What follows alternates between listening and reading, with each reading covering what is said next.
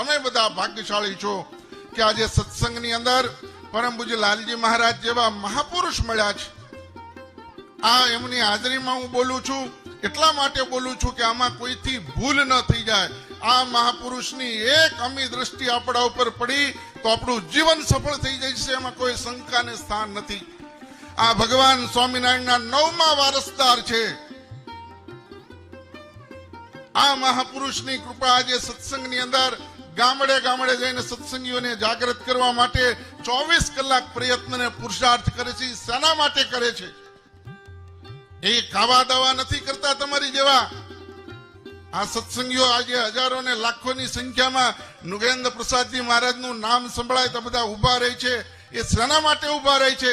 એમના જીવનની અંદર એમણે એવું તપ કર્યું છે, એવું કાર્ય કર્યું છે, એવા હરિભક્તોને ઘડ્યા છે, એવું હરિભક્તોને સમજણ આપી છે. તમારી પાસે આ નુગેન્દ્ર પ્રસાદજી મહારાજ પાસે જેવી તાકાત છે એવી તમારી પાસે જો તાકાત હોત તો તમે શું કરત એ તો વિચારો.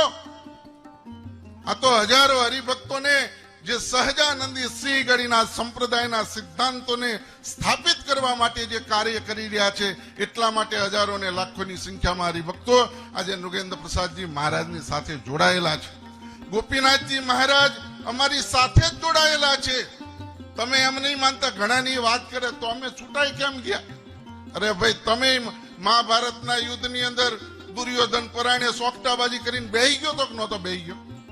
ભગવાન કૃષ્ણ હતા કે તોય એમ તમારી ચોકટાબાજી બધું કુરુક્ષેત્રનું મેદાન આવશે એટલે બધું ઓપન થઈ જ જશે. આ હરિભક્તો એની રાહ જોઈને જ બેઠા છે.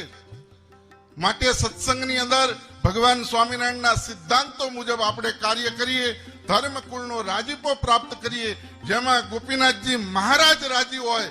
આજે હું જાહેરની અંદર કહું છું કે હું કહું એ બધું સાચું નહીં માની લેતા. તમે તમારી બુદ્ધિનો ઉપયોગ કરજો. એ કંઈ પણ એ બધું સાચું નહીં માની લેતા. શાસ્ત્રમાં શું લખ્યું છે અને આપણે શું કરવું જોઈએ, કોઈની વાતની અંદર આવ્યા વગર આપણે આપણી બુદ્ધિ ચલાવીને આ સંપ્રદાયની અંદર ભગવાનનો રાજીપો પ્રાપ્ત કરી લઈએ, એમાં જીવનની સફળતા છે. શબ્દો સાથે વિરમું છું. અસ્તુ. જય સ્વામિનારાયણ.